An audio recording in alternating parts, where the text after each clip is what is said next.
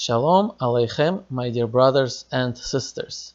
Today I want to talk to you about the hijab, and this video is actually more directed towards our Jewish sisters. This video is especially for you. And what I wanted to say about this is that the way the Jews wear their head covering, the married woman, because it's required according to the Jewish law for a married woman to cover her hair. The way the Jewish women cover their hair is basically they take like a scarf and they put it, on their head and they tie it behind their head. And therefore, it kind of goes around here, and sometimes the ears are visible and the cheeks are exposed and the neck is exposed. And even though, from the perspective of the law, this is maybe, allowed, good enough, I would say, but I would really urge that the best way, I think, to put on the head covering is the way the Muslims do, what they call the hijab. Now, I'm not talking about the face covering, I'm not talking about that. I'm simply talking about the head covering in the style of the Muslims. And the reason for that is because the way they cover their hair is basically they put the scarf, but instead of going to the back, they go down over here and they tie it somehow around where the neck is covered and the cheeks are covered and the ears are covered. And this is better for a few reasons. One reason is because the way, if you just cover the hair, with tying it in the back, basically your neck is exposed, and if let's say you have a shirt with a zipper or buttons, that could accidentally get unzipped or unbuttoned, and obviously that would be improper and immodest. But with the way the hijab, the Muslims wear the hijab, is basically they cover their neck, and therefore it's impossible for the neck to get exposed. Or for the chest. That's one reason. Second reason is that the way the Jewish women currently usually wear their head covering is tying in the back. The problem with that is that if somebody pulls on the back of it or somehow it gets pulled, it will slip right off, and therefore your hair will be exposed. But the way the Muslims do it, since they bring it down here and they tie it, it's really very hard or maybe impossible to pull it off, And so this is the second reason why I think that the hijab is really the superior way to cover the hair. Now, I know that what some of you are thinking, but how can we learn from the non-Jews? Isn't this like assimilation, adopting somebody else's clothing?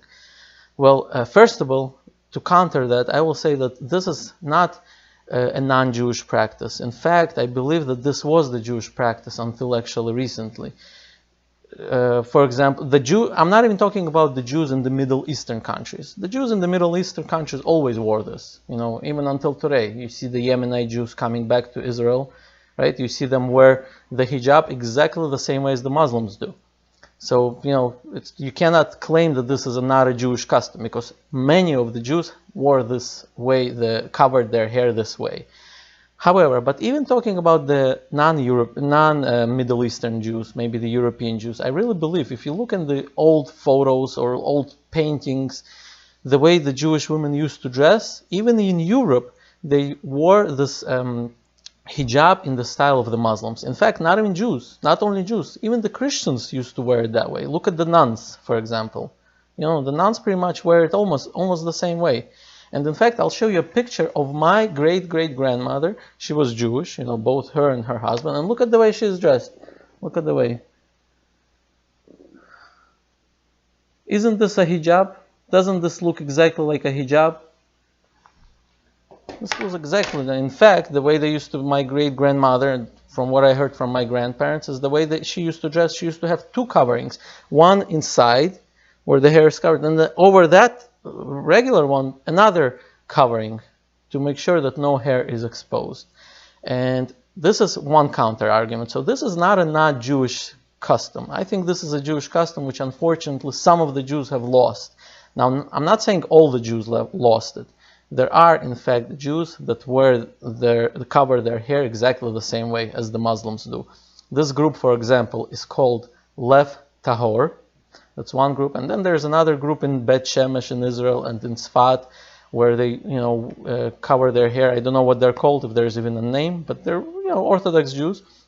The women cover their hair completely, and some even cover their faces, which I'm not even talking about. But some Jews even cover their faces. So it's right now, I think it's hard to say that this is not a Jewish custom and therefore we, cannot follow it. However, I'll give you another claim, and another claim is that when it comes to good things, even if these good things are done by non-Jews, I see absolutely nothing wrong with adopting them and doing them. In fact, we can see this in the Gemara, the Talmud. The Talmud gives us two examples. The Talmud says in the Avodah Zarah, page 24a, it gives us an example how a non-Jew respected his father. His name was Dama ben Natina, Dama the son of Natina. And he respected his father to great extent. And the Talmud says we can learn from him. So here we see that we can learn from non-Jews when it comes to good things. Good things, what I mean by good things, things that are in line with the Torah. The Torah tells us to respect our parents, and therefore if non-Jews do certain things where the respect for the parents is superior, we should learn from that. There's nothing wrong with that. And I'll give you another example. This is more related to actually what I'm saying, I think. The Talmud in the Moed Katan 24a, it's interesting that, God sometimes gives us certain hints, but it's interesting that both of these sources are on the same page and even on the same side of the page, but from different volumes. One is the Avodah Zarah and another one is Moed Katan.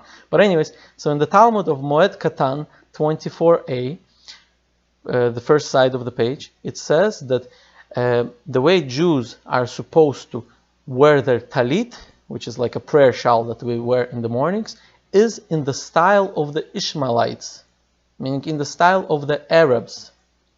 So here's another case where the Talmud learns the way certain things, the way the clothing, meaning the talit, is supposed to be worn for the Jews, is in the way of the Ishmaelites, of the Arabs. And therefore, I see absolutely nothing wrong with Jews adopting a custom that is in line with the Torah and that is superior to the way the Jews do. And so I really hope that you will take this to the heart. And I know that this is hard. I personally heard from somebody that, she said that, I agree that this is the best way to cover yourself up. But since nobody does it among the Jews, it's a different style. It's really hard to be like a white raven, white raven, meaning everybody's doing one thing and then you're going to stand out. And it's really hard. And I agree, it could be hard. And but you got to remember that the harder things are, the more reward Hashem is going to give you. And not only that, if you start this trend, you begin to wear, you begin to cover your hair the appropriate way. You begin to start this trend, and somebody may follow, and then somebody else may follow. You will receive all the zchut, all the zchuyot of all the other women that will follow you and that will adopt the correct custom, and they will follow you. You will receive all the merit that for their performance as well, and Hashem will bless you. And I really hope that our Jewish sisters will take this to the heart. Thank you for watching.